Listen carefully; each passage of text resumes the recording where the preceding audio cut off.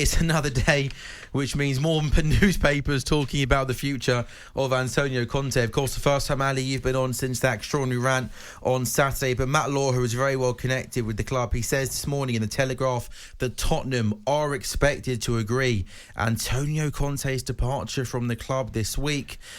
Sources believe the most likely scenario would be that Conte's departure is agreed and that Ryan Mason is put in charge until the end of the season. The other option for Levy is to use the international break to try and hire an out-of-work manager such as Luis Enrique, Thomas Tuchel or Mauricio Pochettino, although convincing any of those to take over before the summer may be difficult. So Matt Law says Conte will leave the club this week, Ryan Mason in charge until the end of the season. Ali, 3-3 draw against Southampton on the back of a difficult couple of weeks.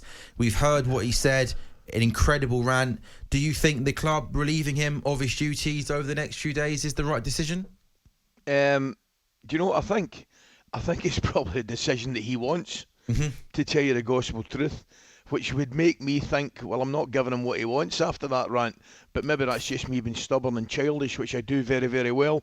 I don't know. The outburst was amazing. I remember the one that he had coming back down from somewhere up north. Burnley it was. Burnley, aye. Was it Burnley? And I thought that was a little bit over the top. But this was bordering on ridiculous, you know. You can't do it. And I know a lot of the Tottenham fans are saying, you know, a lot of the things he said's quite right, and I get that. But that's in-house, that stuff. That kind of stuff that he's come out with has to be in-house.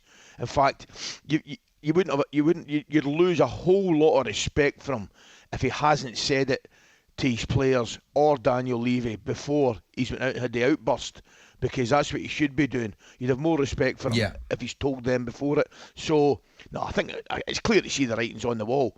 If there ever was a case of, you know, I'm a manager, get me out of here, that was it. I'm just having a little look now. Basically, I'm just trying to find out when he last took charge and he was caretaker manager. I think he was there for 7 matches, won 4, lost 3. One of those being the Carabao Cup final against Manchester City. I think that's right. We're just double checking. But I would be fascinated if that is the choice. Look, they support Ryan Mason. They did it last time, and he is in the club anyway, isn't he? He's already in there and he's embedded in there. Knows the team really well. If that's what they're doing, I'll be fascinated to know how it's gone so badly wrong with Conte behind the scenes that you think it's going to be a better environment to remove him, and you think you've got more chance of making the top 4 to remove him altogether and allow Ryan to take it. No, you're absolutely right. But this is a football club that got rid of a manager 2 weeks before a cup final. Yeah. So, I mean, they're capable of anything, aren't they? Let's be honest about it. It wouldn't surprise you, would it? No, it wouldn't. Definitely, nothing does anymore. Yeah, just 2 more, just to mention. There's an interesting transfer story on the back of the Sun this morning. A player I think has caught the eye of a lot of people. Erik Ten Hag has sent scouts to take a close look at Brighton sensation Karu Mitoma.